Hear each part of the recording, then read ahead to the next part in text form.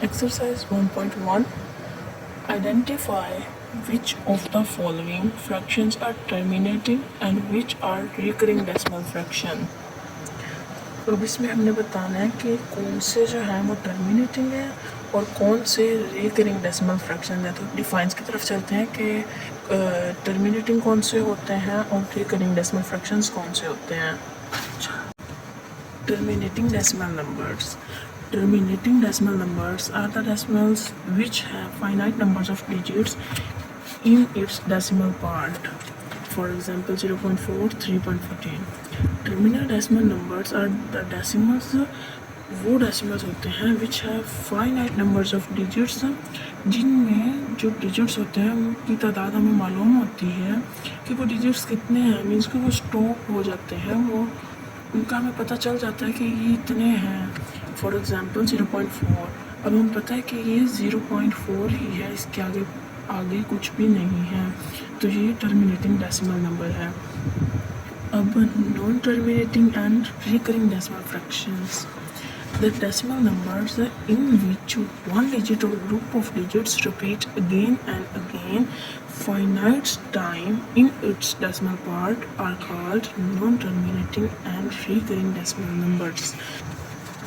It can also be written in fraction. For example, 2/9 is equal to 0.2222.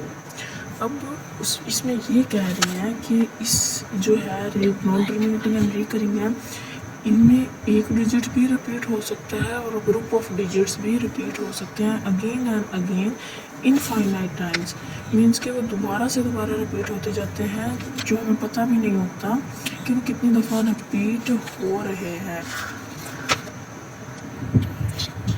अब इसमें देखें 2.9 = 0.222, इसमें एक ही डिजिट रिपीट हो रहा है बार बार। अब ये वाली उनकी जो है वो कंप्लीट हो गई कंडीशन के one digit repeats again and again. अब 4/11 = 0.36 36 36। अब उन्होंने कहा है कि वन डिजिट और ग्रुप ऑफ डिजिट, ये one digit again and again repeat हो रहा है और यहाँ पर ग्रुप ऑफ डिजिट्स जो है वो अगेन एंड अगेन रिपीट हो रहा है। अब हमने इसको फाइंड करना 4/6। अब हमने ऐसे रटानी मारना कि ये रिकरिंग है या ये है टर्मिनेटिंग। अब हमने इसको डिवीजन फॉर्म में पहले डिवाइड करके सॉल्व करना है, जो आंसर आएगा उसको देखने के बाद हमने इसका आंसर बताना है। अब जो ऊपर वाली वैल्यू होती है वो अंदर रखते हैं और नीचे वाली वैल्यू पर डिवाइड करते हैं।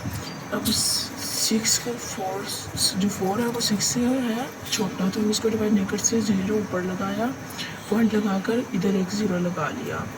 फिर 6 को 6 से किया 36, 40 में से माइनस किया तो आंसर आ गया 4। इस पॉइंट में से 0 दोबारा लिया, 40 बन गया। फिर 6 को 6 पे मल्टीप्लाई किया तो 36 आ गया।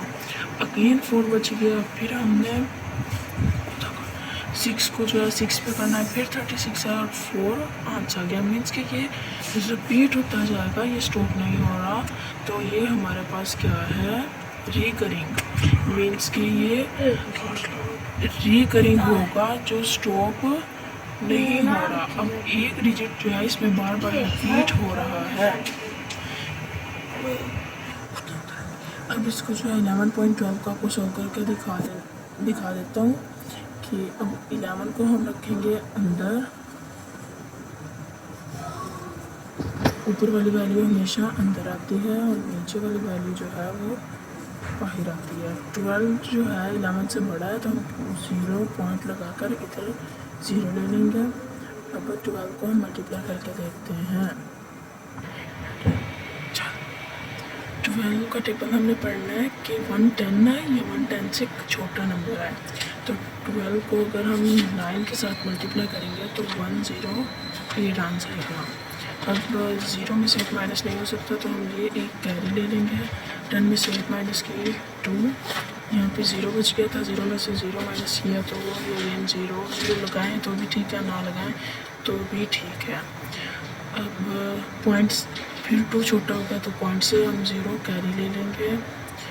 अब 12 का टेबल पढ़ना है कि 20 से छोटा नंबर आए या 20 आए, तो 12 को 1 ज़ा 12 हो जाएगा, 12 को 2 से करेंगे तो 24 वो बड़ा हो जाएगा, तो हम 12 1 इज़ 12 राइट करेंगे, फिर माइनस कर लेंगे, 0 में से 2 माइनस नहीं हो सकता तो 1 कैरी ले लेंगे, 8 बच जाएगा। और यहाँ पर जो है वो 1 बचा तो 1 में से 1 कुछ भी नहीं बचेगा। अब फिर 8 बच गया है तो हम 0 से पॉइंट से जो है वो 0 ले लेंगे, फिर 12 से जो है 12 का टेबल पढ़ेंगे,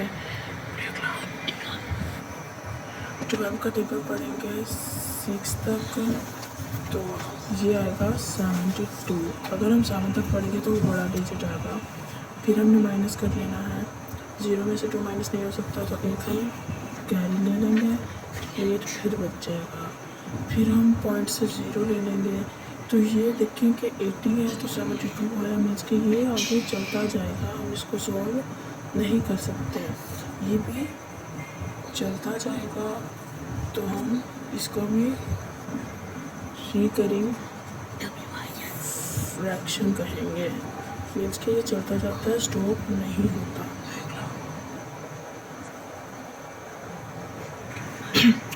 थर्ड इसका पार्ट है हमारे पास 1/3, इसकी भी डिवीजन करेंगे,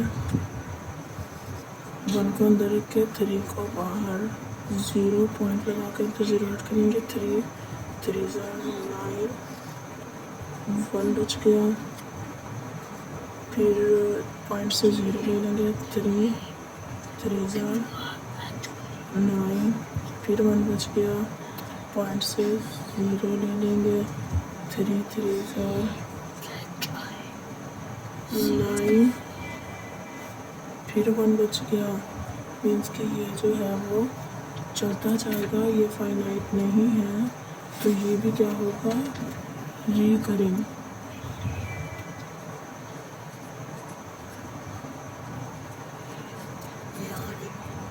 नेक्स्ट हमारे पास है 2.5, इसकी भी डिवीजन हम करेंगे, 2 को अंदर रखेंगे, 5 को बाहर, 0 पॉइंट लगा के 0 लगाएंगे, 5 4 20, ये हमारे पास क्या है, सीधा सीधा 100 हो गया, तो ये हमारे पास क्या होगा, टर्मिनेटिंग